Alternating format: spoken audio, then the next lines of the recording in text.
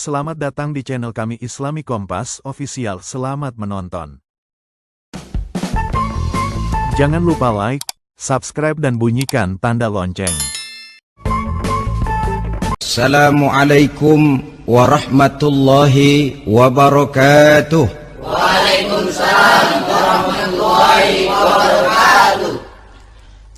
Alhamdulillah, wassalatu wassalamu ala sayyidina Rasulillah, sayyidina wa maulana Muhammad ibn Abdullah wa ala alihi wa sahbihi wa mawala. La hawla wa la quwwata illa billah, amma ba'du. Bapak-bapak, ibu-ibu, saudara-saudara kaum muslimin rahimakumullah. Sudah menjadi keyakinan dalam kehidupan kita bahwa segala yang ada permulaannya tentu akan ada penghabisannya. Setiap yang punya awal mesti akan punya akhir. Tidak ada keabadian dalam kehidupan dunia ini. Semuanya datang dan pergi silih berganti, berubah oleh pergeseran masa dan pertukaran waktu. Demikianlah kalau kita mau merenungi kehidupan dari alam di sekitar kita. Sejak dari kehidupan tumbuh-tumbuhan, binatang, sampai kepada kehidupan kita, makhluk bernama manusia. Lihatlah kita manusia misalnya. Dimulai sejak kita terlahir ke alam ini, keluar dari alam rahim ibu, menjadi bayi yang merah tidak berdaya, untuk kemudian berangsur meningkat menjadi anak-anak. Dari kehidupan anak-anak berubah lagi kita menjadi remaja dengan segala keceriaan dan kelincahannya, dan dari masa remaja naik lagi kita memasuki usia dewasa, untuk kemudian berangsur memasuki hari tua. Lalu setelah kita memasuki hari tua, sehari, seminggu, sebulan, setahun, sampailah kita kepada batas waktu yang telah ditentukan oleh Allah, yang dinamakan ajal, dan bertemulah kita dengan yang disebut maut. Ini merupakan kepastian dalam kehidupan. Kalau saja kita mau merenung, perubahan-perubahan yang terjadi pada diri kita seharusnya membuat kita insaf dan sadar. Dikala remaja kita begitu lincah, punya rambut yang hitam ikal berderai, punya lesung di pipit, punya senyum yang indah menawan setiap orang yang melihat, punya kulit yang kencang dan bersih. Manakala kita memasuki hari tua, perubahan frontal pun terjadi. Kulit mulai jadi keriput, rambut yang tadinya hitam ikal berderai mulai memutih, nikmat berkurang, gigi yang tadinya utuh dan sanggup mengunyah apa saja, satu demi satu permisi meninggalkan kita. Sangat boleh jadi dikala remaja kita senyum semua orang terpikat, dikala hari tua dengan kulit yang keriput dan gigi yang tidak ada lagi, manakala kita senyum mungkin orang bakal lari dari sekitar kita. Kemana keindahan yang tadinya begitu menawan? Kemana senyum lesung pipit yang tadinya menarik perhatian orang? Pergi meninggalkan kita, berubah oleh pergeseran masa dan pertukaran waktu. Nah, bila maut datang menjemput kita, selesailah kehidupan sampai di situ? Ternyata belum.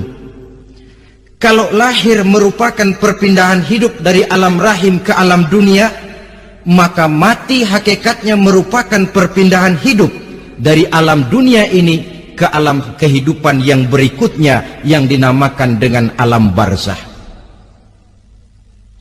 Andai kata hidup cuma sekali, secara moral kita sanggup berkata, alangkah tidak adilnya Tuhan.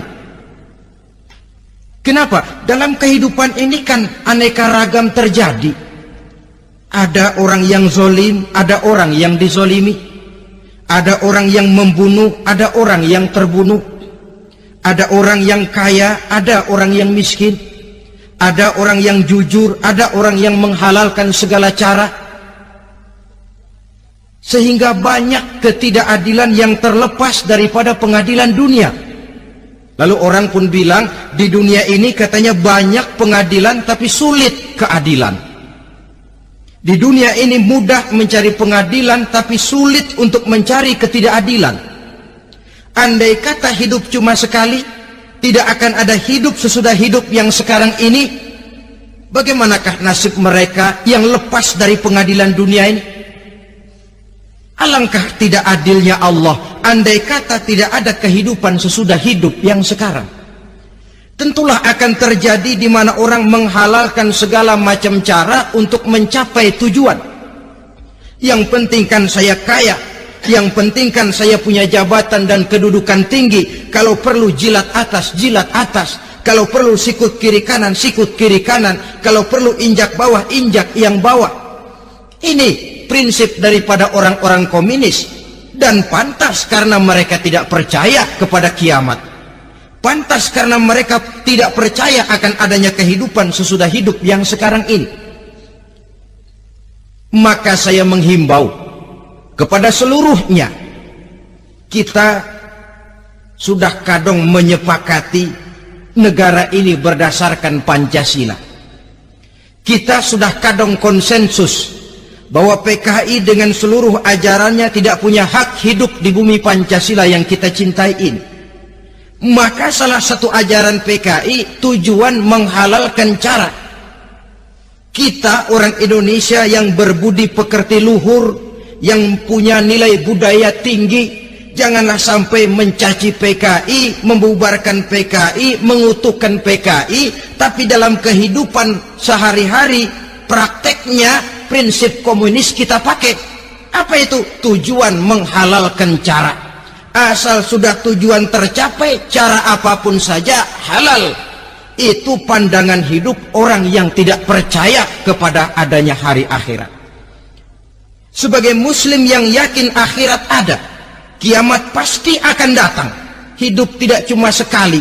Maka kalau kita zalim, kalau kita berbuat aniaya, kalau kita melakukan korupsi, kalau kita merugikan orang lain, boleh jadi kita terlepas daripada pengadilan dunia. Tapi ingatlah, kita tidak akan pernah lepas dari pengadilan Allah, pengadilan Qadhi Rabbul Jalil, di mana kita akan diadili dengan seadil-adilnya, dan tidak satu perbuatan yang bersifat salah, yang bagaimanapun kecilnya, yang akan lepas dari pengadilan di akhirat itu nanti. Pantas saja kalau satu hari malaikat Jibril datang menasihati Rasulullah sallallahu alaihi wasallam, yang artinya juga menasihati kita semua. Apa kata malaikat Jibril kepada baginda Nabi? Ya Muhammad, ish ma syi'ta fa innaka mayyitun. Hai Muhammad, hiduplah semau kamu, tapi jangan lupa kamu pasti akan mati. Kalau memang dilarang tidak terlarang, dicegah tidak tercegah, kamu mau melaksanakan hidup menurut maumu sendiri, persilahkan, hiduplah menurut mau dan gayamu. Tapi jangan lupa, fa innaka mayyitun, satu saat kau pasti bakal mati. Dan mati itu bukan akhir dari segalanya, dia babak baru bagi kehidupan selanjutnya. Silakan hidup menurut maumu, tapi jangan lupa kau pasti akan mati. Wa'mal ma syi'ta fa innaka majziyun bih. Kerjakan apa saja yang kamu mau. Kalau kau mau menghalalkan segala macam cara, persilahkan halalkan segala macam cara. Tapi jangan lupa kau akan mendapat balasan dari seluruh amal perbuatanmu. Wa ahbib ma syi'ta fa innaka mufariquhu. Dan cintailah apa saja yang mau kau cintai. Kau cintai anak istrimu, silahkan. Kau cintai harta bendamu, tafadhal. kau cintai tanah airmu, kau cintai pangkat dan jabatanmu, persilahkan. Tapi jangan lupa, fa innaka mufariquhu, kau pasti akan berpisah dan akan meninggalkan segala yang kau cintai itu. Apa artinya ini buat kita? Ternyata sesudah maut datang menjemput kita, ada kehidupan sesudah hidup yang sekarang ini. Ini yang mendorong kita untuk dalam kehidupan di dunia ini tidak melakukan prinsip saenake dhewe, semaunya sendiri saja, asal perut kenyang, asal pangkat tinggi, asal harta dapat. Masa bodoh dengan merugikan orang lain, masa bodoh dengan menipu orang lain. Iku jenenge saenake dhewe. Muslim tidak diajarkan. Ingat manusia, setelah kau mati, setelah kiamat datang, kau akan dibangkitkan, kau akan dimintakan pertanggungan jawab tentang kehidupan yang sekarang ini. Saudara hadirin, oleh sebab itu kalau kita bicara soal kiamat, soal akhirat, ini memang masalah yang gaib, yang sepenuhnya tidak bisa dicernakan dengan kemampuan penalaran intelektual. Dasar di dalam membicarakan ini tidak lain adalah iman kita kepada Allah Subhanahu wa ta'ala. Bukan cuma zaman sekarang, dari zamannya Nabi.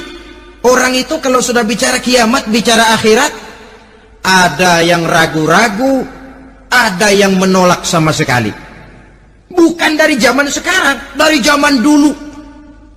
Pernah kok satu saat Rasulullah itu dakwah menceritakan, saudara-saudara, akan terjadi kiamat di mana Allah akan membangkitkan manusia dari kuburnya untuk memintakan pertanggungan jawab. Ini dalam dakwahnya Nabi pidato macam itu. Apa reaksi orang? Yang beriman ya mantap, tapi yang tidak beriman, bajingan-bajingan Quraisy ini, mereka bertepuk tangan, mengejek, mencaci. Malahan ini yang luar biasa, ada dua orang kafir namanya Ubay bin Ka'ab dan Al-As bin Wa'il. Mendengar pidato macam ini, mereka buru-buru pulang ke rumah. Ngapain? Ngambil pacul. Lalu berangkat nyari kuburan tua. Dia gali itu kuburan, tulang-tulangnya diangkut, dibawa ke depan Nabi. Ya Muhammad, tulang-tulang yang udah hancur begini, siapa yang bisa ngidupin lagi? Yang macam-macam aja kamu Muhammad, nggak rasional, nggak masuk akal. Allah menjawab. Apa kata Allah? وَضَرَبَ لَنَا مَثَلًا وَنَسِيَ خَلْقَهُ قَالَ مَنْ يُحْيِي الْعِظَامَ وَهِيَ رَمِيمٌ قُلْ يُحْيِيهَا الَّذِي أَنْشَأَهَا أَوَّلَ مَرَّةٍ وَهُوَ بِكُلِّ خَلْقٍ عَلِيمٌ. Mereka memberikan perumpamaan kepada kami, kata Allah. Mereka melupakan asal kejadiannya. Mereka bertanya, siapa yang sanggup menghidupkan tulang belulang yang sudah hancur kayak begini? Qul yuhyiha alladhi ansha'aha awwala marrah. Katakan kepada mereka Muhammad, yang akan menghidupkannya adalah dia yang telah menciptakannya pertama kali dulu. Kalau dia sanggup menciptakan, dia tentu lebih sanggup lagi untuk mengembalikan reproduksi ciptaan itu sebagaimana semula. Yang paling kasihan yang ragu-ragu. Akhirat itu ada apa enggak sih? Kiamat itu ada apa enggak sih? Lantaran ragu-ragu, terombang-ambing dia antara harapan dan putus asa, antara kenyataan dan idealisme. Ada yang buta sama sekali 100% terhadap keadaan-keadaan sesudah mati.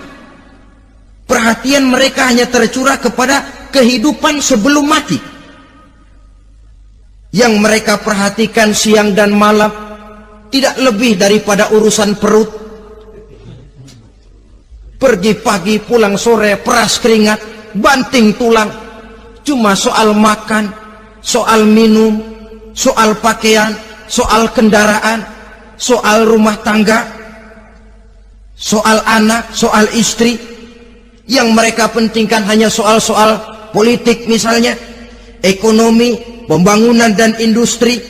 Untuk soal-soal kayak begitu, giat betul, habis seluruh waktu untuk memikirkan, meningkatkan kebudayaan, politik, sosial, ekonomi. Kadang-kadang kurang tidur, kurang istirahat, berkeliaran ke sana kemari, ke tempat yang jauh-jauh, sampai kadang-kadang terkena stres, penyakit darah tinggi, ginjal, lever, untuk memikirkan hal-hal yang semata-mata karena dunia saja. Lantas boleh jadi mereka mendapatkan kekayaan yang berlimpah ruah, mendapatkan kedudukan yang tinggi, nama yang semerbak, dikenal orang di barat dan di timur, di utara dan di selatan. Tetapi alangkah kecewanya mereka jikalau datang ajal menjemput nyawa, mati mereka, meninggalkan harta yang banyak, nama yang masyhur. Mereka disebut dengan jasa-jasanya. Radio memberitakan, TV menyiarkan, koran-koran memuat. Bahkan nama mereka kadang-kadang dikenang 2-3 tahun setelah wafatnya. Tetapi dalam pada itu, roh mereka merintih, mengeluh, menderita, karena dilemparkan oleh Allah ke tempat-tempat yang kotor, penyesalan yang sudah tidak akan ada gunanya lagi. Saudara-saudara kaum muslimin rahimakumullah, oleh karena itu kehidupan akhirat bukanlah dongeng dan takhayul, bukan khurafat dan hayalan. Kehidupan akhirat, hari kiamat adalah kebenaran dan kepastian. Dalam surah Al-Hajj ayat ke-7, Allah Subhanahu wa taala menyatakan, wa anna as-sa'ata atiyatun la raiba fiha wa anna Allah yab'atsu man fil qubur. Dan bahwasanya kiamat itu sesungguhnya adalah sesuatu yang pasti dan tidak ada keraguan-raguan lagi di dalamnya, dan bahwasanya Allah sungguh-sungguh akan membangkitkan manusia dari kuburnya masing-masing. Nah, kalau kita sudah yakin kiamat sesuatu yang pasti adanya, akhirat sesuatu yang pasti adanya, dari mana pembicaraan tentang kiamat ini kita mulai? Tentu dari diri kita. Marilah kita mencoba melihat proses perjalanan hidup ini sampai kita memasuki kiamat. Hadirin, tidak ada makhluk secantik manusia. Tidak percaya, pernah ke Ragunan? Nah, saudara masuk ke kebun binatang, segala macam makhluk ada di situ, ratusan macam jenis binatang. Bandingkan dengan saudara, kira-kira cakep mana?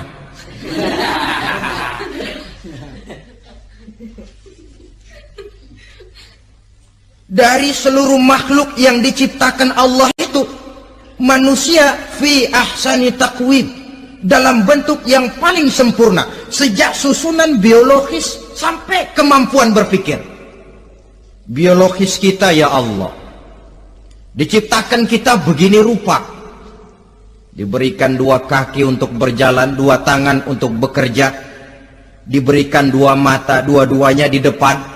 Pernah saudara mikir kalau mata kita yang satu di depan, yang satu di belakang? Ah, rasanya nggak laku kacamata itu.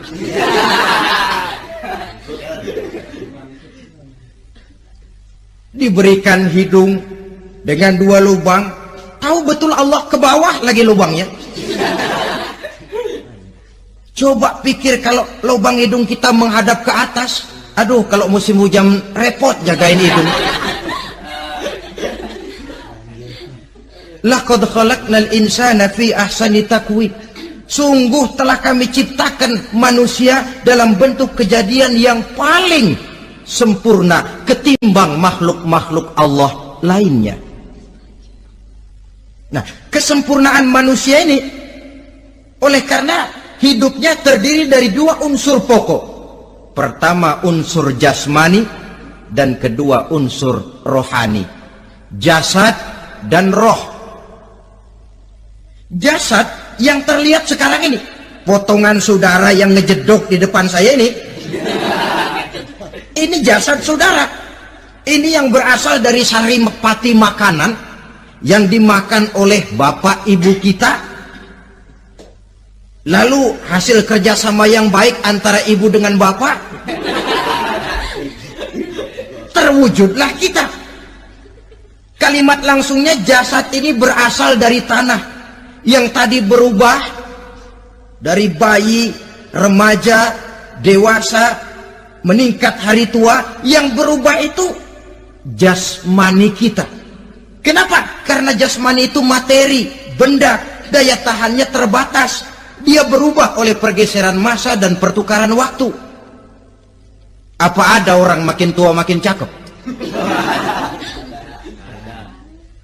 Jasmani oleh karena dia materi, dia berubah oleh pergeseran masa dan pertukaran waktu. Nah, yang menyebabkan jasmani itu bergerak karena ada roh di dalamnya. Ini yang menyebabkan kehidupan. Ini yang menjadi sumber kehidupan, pusat kesadaran dan pengertian dalam kehidupan manusia. Tanpa roh dalam diri kita, maka jasad kita pernah lihat orang mati. Nah, itu kalau orang mati, coba perhatikan. Apanya yang kurang? Kupingnya masih ada, tapi sudah tidak sanggup mendengar. Matanya masih lengkap, tapi tidak mampu melihat. Jangankan melihat, terbuka saja tidak.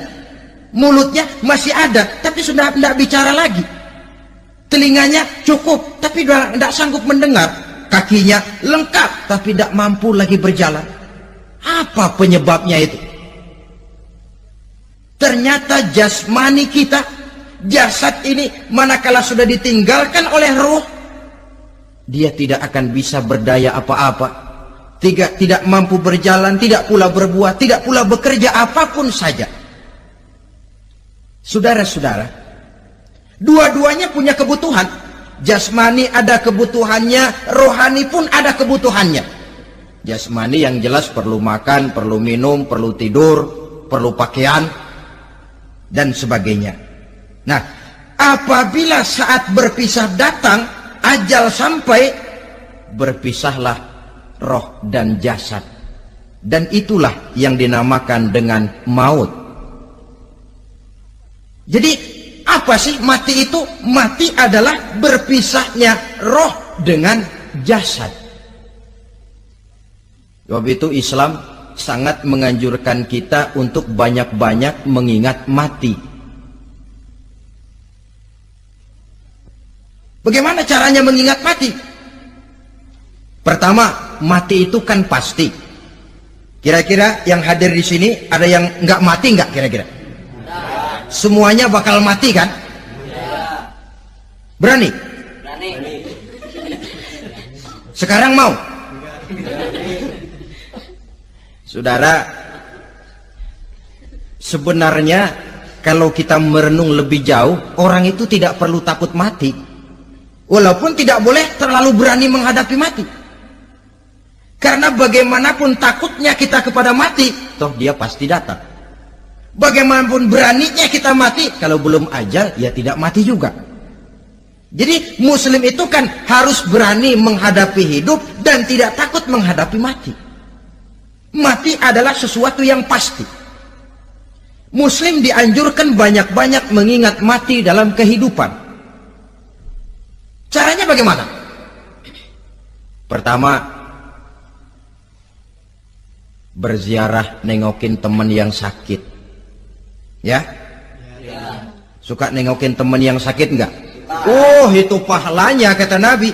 Menengok orang yang sedang sakit lebih afdol daripada sholat sunnah 1000 rakaat.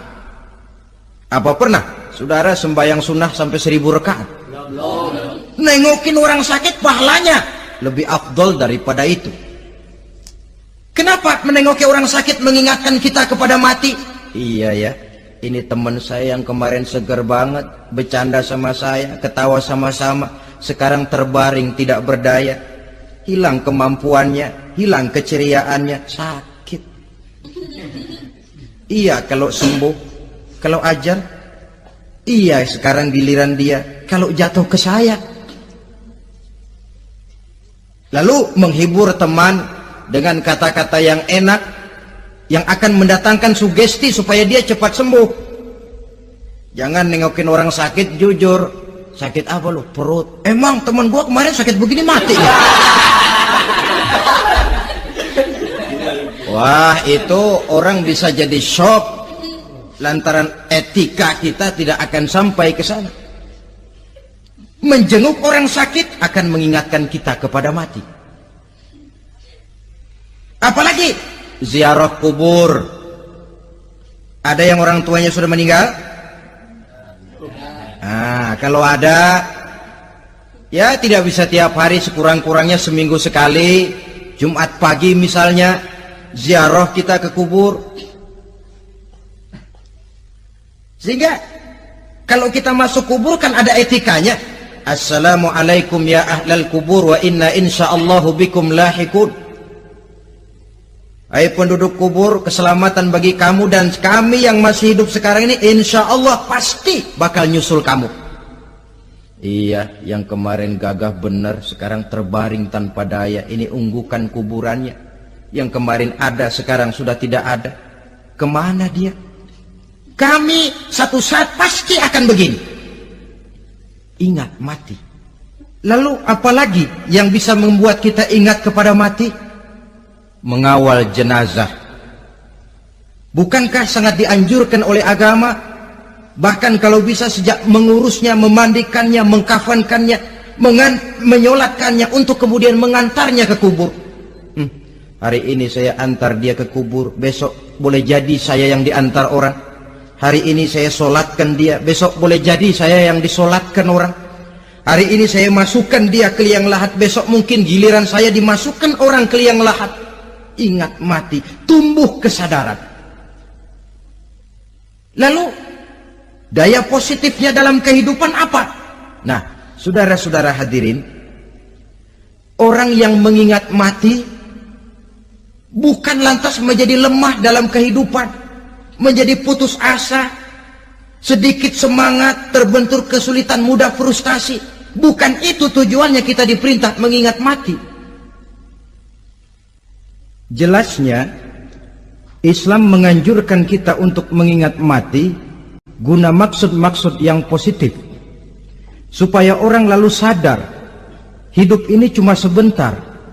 Maka mumpung hidup, nah ini mumpung, tapi mumpung yang baik. Mumpung hidup, maka hidup yang singkat ini harus saya pergunakan dengan sebaik-baiknya, melakukan kebajikan yang sebanyak-banyaknya, menjauhkan rasa malas, menunggu keajaiban yang datang dari langit, berleha-leha, bermain-main, sementara maut kalau dia datang tidak pernah main-main. Pantas kalau seorang penyair bernama Syauqi memesankan, tazawwad bittaqwa fa innaka la tadri idza hanna al-lailu hal ta'ishu ila al-fajri, kam min sahihin mata min ghairi illatin wa kam min alilin 'asha hinan min ad-dahri. Persiapkan dirimu dengan takwa, sebab kamu tidak tahu apabila malam datang kamu masih bisa hidup apa enggak besok pagi. Apa ada jaminan saudara yang kumpul di depan saya malam ini besok masih bisa hidup? Tidak. Ada jaminan? Tidak ada sama sekali. Kam min sahihin mata min ghairi illatin. Berapa banyak orang sehat mati nggak pakai sakit lagi. Sebabnya kadang-kadang ringan saja. Ada yang cuma jatuh di kamar mandi mati. Ada yang cuma ketiban pensil. Iya, kalau ketiban pensil 3 peti masa nggak mati. Ta'addadatil asbab wal mautu wahid. Sebabnya boleh jadi macam-macam, tapi mati satu juga, yaitu mati. Dia seperti kelapa yang terlalu tua jatuh ke bawah, yang kembang baru keluar pun jatuh ke bawah. itulah mati. Dia datang menjemput yang bayi, dia datang mengambil yang anak-anak, dia datang juga kepada yang remaja, kepada yang dewasa, kepada yang tua sekalipun. Jangan yang remaja lalu berpikir, gua rasanya masih jauh banget sama mati. Ini sesuatu yang pasti yang kita tidak pernah diberitahu kapannya. Kalau dikasih tahu kapannya kan kita bisa, umpama malaikat maut datang ke rumah saya, saudara Zainuddin kau mati 80 tahun lagi. Wah, saya kan berhitung, masih lama, poya-poya aja dulu Tapi ini tidak pernah diberitahu kepada kita. Lantaran tidak diberitahu itulah kita perlu bersiap-siap dengan selalu mengingat-ingat mati yang mendorong kita untuk berbuat positif. Satu contoh peringatan mati yang mendatangkan positif pada peristiwa ketika turun perintah hijrah. Ketika di Mekah sudah terpepet turun perintah hijrah. Ini sahabat yang berangkat hijrah, jangan dikira semua bulat hati. Ada yang mikir, kalau saya hijrah berangkat dari Mekah ke Madinah, nanti di tengah jalan dicegat oleh kafir Quraisy lalu dibunuh, mati saya. Takut mati. Allah peringatkan, kullu nafsin za'iqatul maut. Kamu disuruh hijrah saja takut mati, padahal kamu tahu semua yang hidup bakalan mati. Diam saja di Mekah mati, hijrah ke Madinah pun akan mati. Mendengar ayat ini, Sayyidina Umar bin Khattab seperti dibakar semangatnya. Kalau sebagian sahabat hijrah sembunyi-sembunyi, beliau mau hijrah itu malah bajingan Quraisy dikumpulkan ke Ka'bah. Pidato, ya ma'syara Quraisy, dedengkot Quraisy, dengerin. Besok pagi yang namanya Umar bin Khattab mau hijrah dari Mekah ke Madinah. Siapa yang kepengen kepalanya berpisah dengan badannya, persilahkan cegat Umar di jalanan. Besok dengan tenang dia berangkat hijrah, gak ada yang berani nyegat. Tuh Quraisy juga barangkali mikir, gue ngapain nyegat penyakit. Begitu ingat mati, timbul semangat juang, timbul semangat berbuat. Ini ingat mati yang positif, bukan yang melemahkan semangat. Dah jangan kerja rajin-rajin dah, lu bakalan mati. Ini ingat mati yang salah pasang. Ingat mati seharusnya mendorong manusia untuk berbuat lebih tekun. Allah memberikan peringatan, qul innal mauta alladzi tafirruna minhu fa innahu mulaqikum. Katakan, maut yang kamu akan melarikan diri daripadanya, yang kamu takuti benar dia pasti akan datang menjemput kamu. Saudara-saudara hadirin yang saya hormati, datangnya memang tidak kita harapkan yang namanya maut, tapi sekali dia datang tidak ada pintu tempat kita lari. Dia memang tidak pernah kita undang, tapi sekali dia datang mengetok pintu, kekuatan apa yang bisa menolak? Dia sebuah tanda seru dalam kehidupan.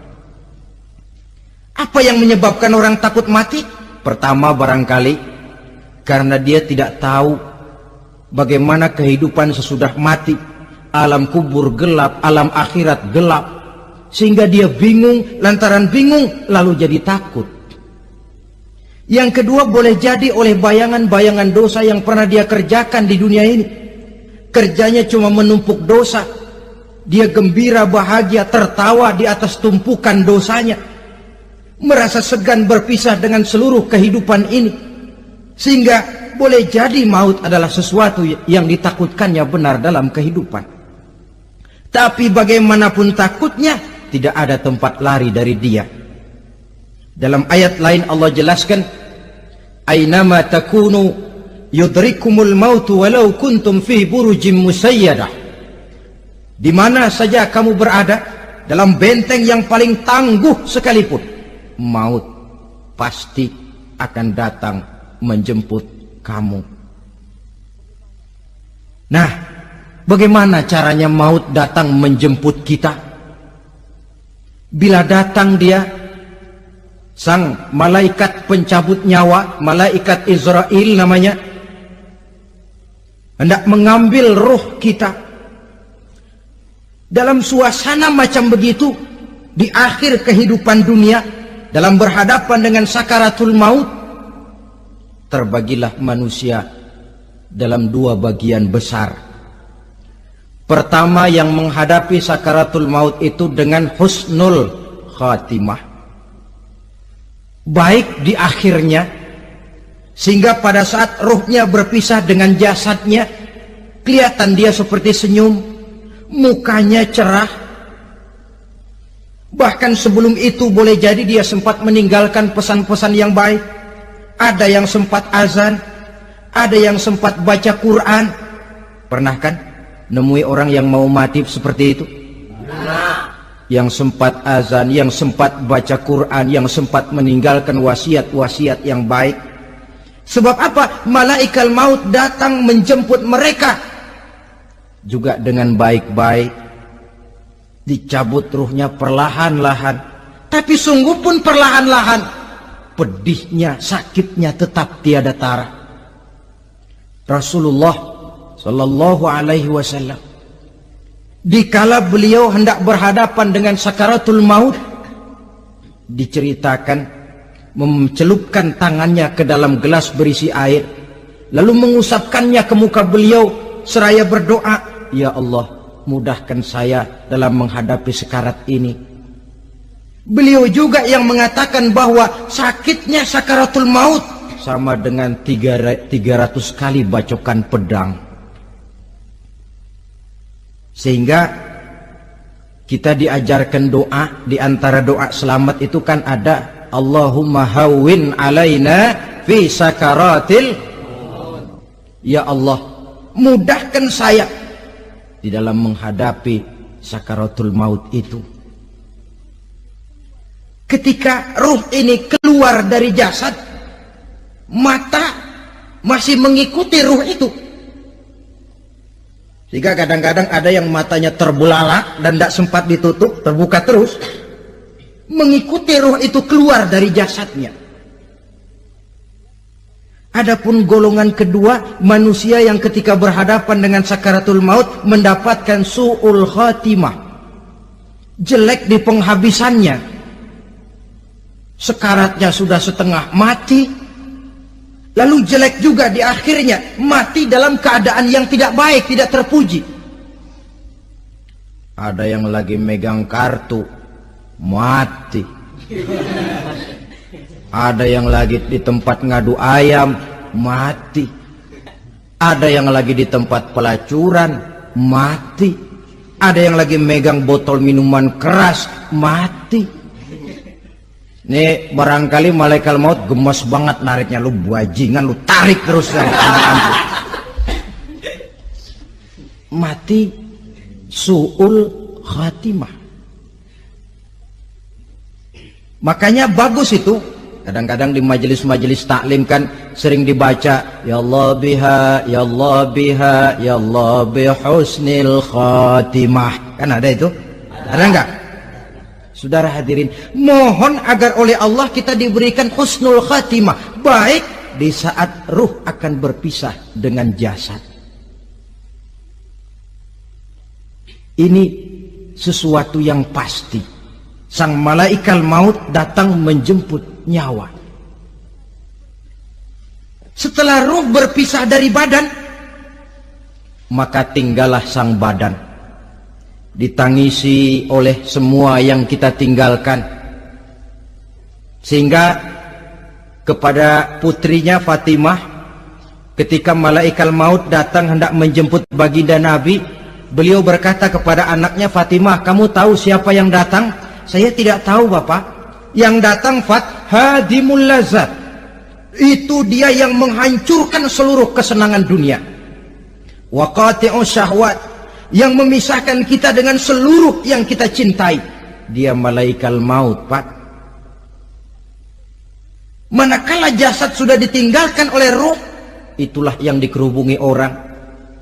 Anak menangis, istri menangis, orang tua bersedih, teman-teman merasa kehilangan, menangisi jasad. Diuruslah jasad kita, dimandikan sebagaimana mestinya, dikafankan dengan kain putih 3 lembar, itu yang hendak kita bawa kembali ke tempat asal kita. Pakaian sutra, jas yang mereknya Switzerland wool, kain yang Samarinda, sepatu yang Belly atau Beltoni, jam tangan yang Rolex, kendaraan yang serba mewah, tidak ada yang menyertai kita. Kain putih 3 lembar itu saja lagi. Demi setelah dikafankan, dibujurkan kita menghadap ke arah kiblat, orang banyak pun datang menyolatkan kita dengan 4 takbir, diiringi dengan doa. Lalu upacara pelepasan, berangkat kita meninggalkan anak, istri, suami, kampung halaman, tanah air, bahkan alam dunia ini. Selamat tinggal alam dan seluruh isinya. Tinggallah yang tinggal. Saya akan kembali ke tempat asal dari mana saya datang, untuk kembali mempertanggungjawabkan seluruh perbuatan saya dalam kehidupan ini. Manakala upacara pelepasan selesailah sudah, dimasukkan kita ke keranda jenazah, digotong orang, bismillah wa ala millati rasulillah, dibawa ke tempat peristirahatan terakhir katanya. Padahal dulu kalau mau kita istirahat, ke villa lah kita, ke Bali lah kita, ke Hong Kong lah kita, ke tempat-tempat tamasya yang indah. Oh, rupanya akan sampai juga perjalanan menuju tempat peristirahatan terakhir, yang luasnya tidak akan lebih dari 2 kali 1 meter. Diusung orang kita, diantarkan orang banyak. Manakala sampai ke atas liang lahat, pengusung jenazah dibuka, diturunkan kita ke liang lahat, dibaringkan. Gumpalan tanah akan jadi bantal kita, muka dibuka, dihadapkan ke arah kiblat. Setelah itu ditutup liang lahat kita dengan kayu.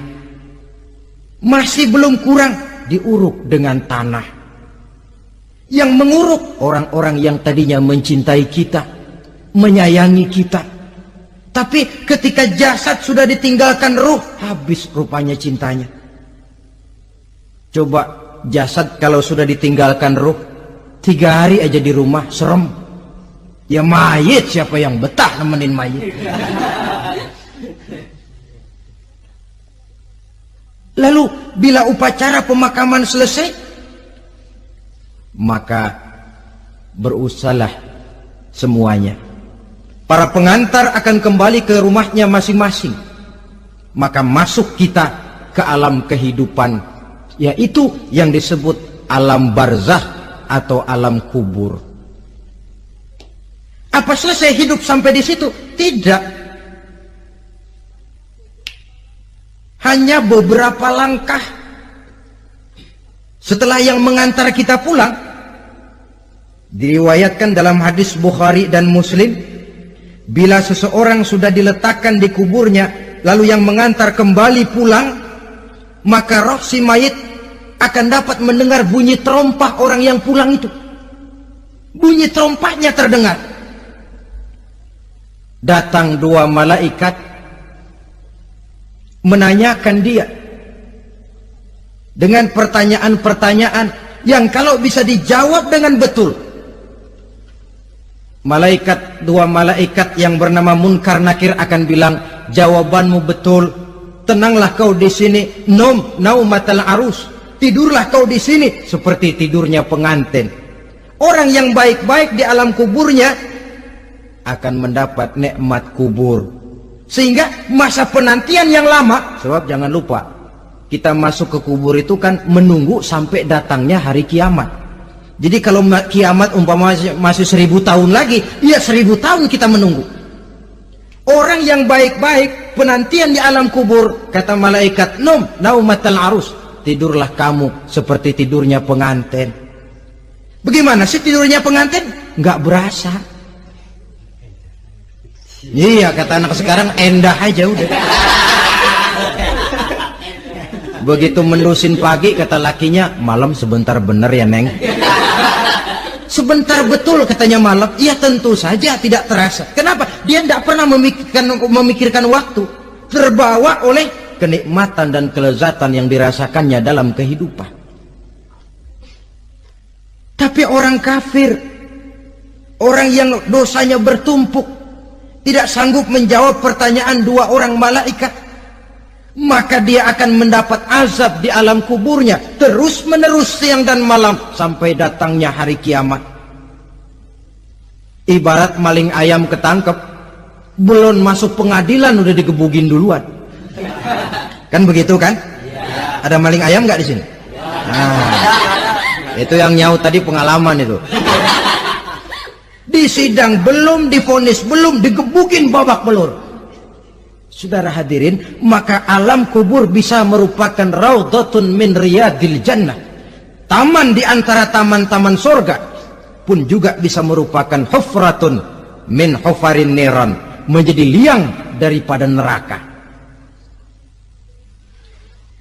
Ada lagi riwayat yang dari Imam Muslim yang diperoleh dari Zaid bin Sabit. Zaid bin Sabit cerita, satu hari kami bersama Rasulullah SAW berada dalam kebun kepunyaan Bani Najjar.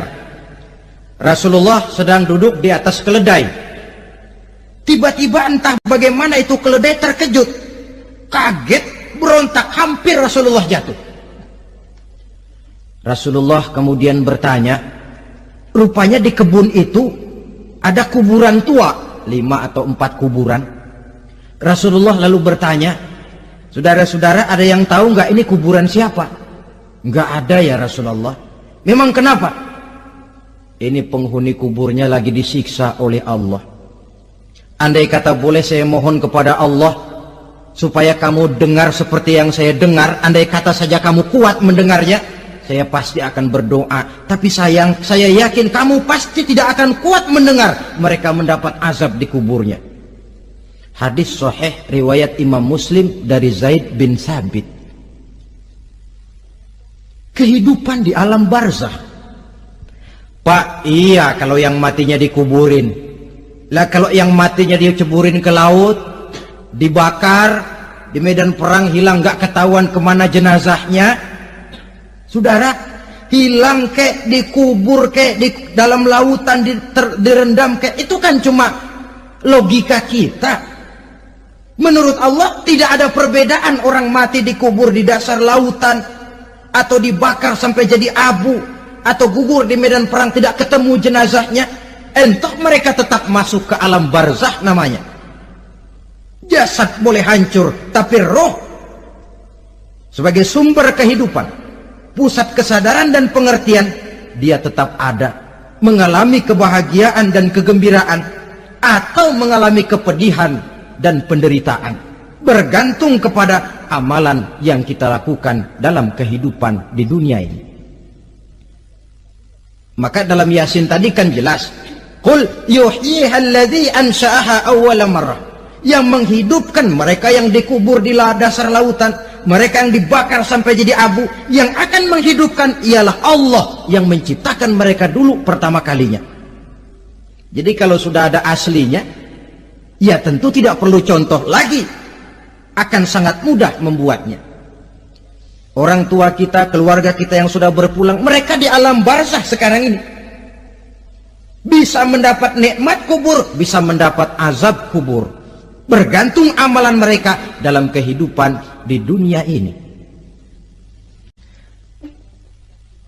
Dalam Musnad Imam Ahmad dan Sahih Abi Hatim malah ada tambahan riwayat, orang yang banyak kebajikannya di dunia, amalannya akan datang menemani dia.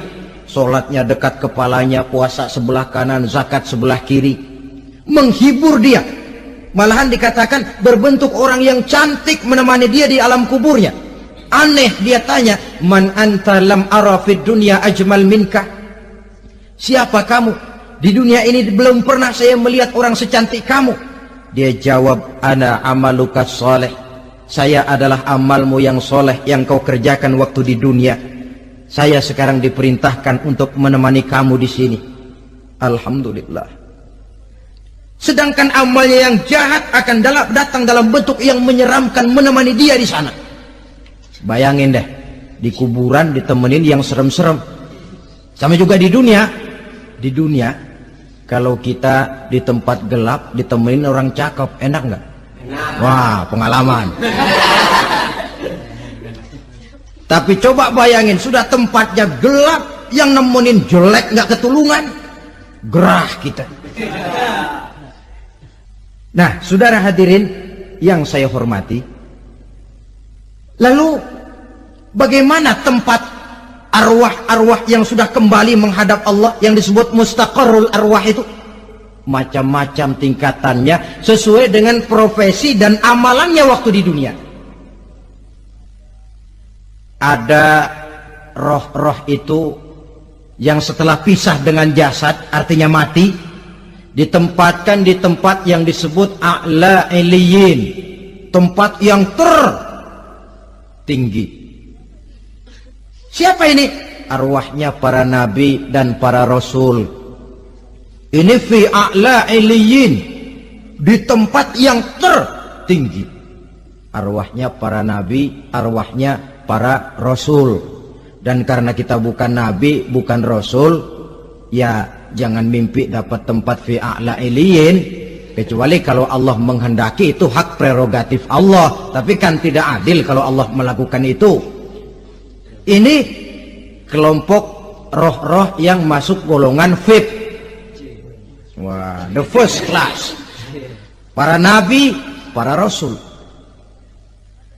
Lalu ada pula roh-roh itu yang setelah pisah dengan jasadnya diumpamakan seperti burung-burung hijau yang berterbangan di perkebun-kebunan surga. Roh siapa mereka ini? Rohnya para syuhada, orang-orang yang mati syahid gugur membela agama. Nah, ini bedanya orang mati syahid dengan pahlawan, ya. Apa bedanya syuhada dengan pahlawan? Kalau syuhada, orang yang gugur membela agama, niatnya karena Allah, mati syahid. Kalau pahlawan, orang yang gugur membela negara, orang yang dianggap berjasa kepada pemerintah. Klimaksnya, kalau orang mati syahid, jelas surga. Tapi pahlawan, belum tentu surga. Kenapa? Bergantung kepada negara macam apa yang dibelanya dan pemerintah model mana yang dibelanya. Di negara-negara komunis misalnya, banyak nggak pahlawan? Banyak. Dengan sekian tanda jasa yang mati di medan perang dan sebagainya. Kira-kira pahlawan komunis masuk surga nggak? Ya, kalau pahlawan komunis masuk surga, kita nggak kebagian kapling di surga barangkali. Inilah bedanya pahlawan dengan orang mati syahid. Kemudian ada pula roh itu yang tertahan di pintu surga. Tertahan di pintu surga. Ini seperti tadi, orang yang mati syahid tapi masih ada kaitan di dunia. Rasulullah pernah ditanya orang, ya Rasul, kalau saya maju ke medan perang bela agama, mati syahid, apa saya masuk surga? Iya, masuk surga. Kecuali kata Nabi, kalau masih punya utang. Nah, tertahan di pintu surga. Ada pula roh itu yang tertahan di alam kuburnya. Ini umumnya seperti tadi itu. Ada mempunyai dosa, mempunyai kesalahan, sehingga merasakan azab kubur. Ada juga roh itu yang tertahan di permukaan bumi. Mereka yang dalam hidup selalu menumpuk dosa-dosa yang besar, meninggal sebelum keburu untuk bertaubat. Saudara hadirin yang saya hormati, inilah yang kita khawatirkan. Sebab jikalau pada saat roh sudah datang, jikalau saatnya roh datang berpisah dengan jasad, menemukan sakaratul maut, saat itu taubat sudah tidak akan ada gunanya lagi. Masuk ke alam kubur, mendapat azab kubur sampai datangnya hari kiamat. Berapa lama di alam kubur ini? Menunggulah kita sampai datang saatnya kiamat. Nah, saudara-saudara, apa tanda-tanda hari kiamat? Kapan dia akan datang? Bagaimana hal ihwal manusia pada saat terjadi kiamat? Bagaimana alam ini? Bagaimana perhitungan di padang mahsyar? Insya Allah akan saya ungkapkan pada bagian kedua dari ceramah ini. Insya Allah kita akan lanjutkan pembicaraan ini sampai kepada terminal paling akhir, surga dan neraka. Inilah saja pertemuan kita pada kesempatan kali ini. Terima kasih banyak atas segala perhatian.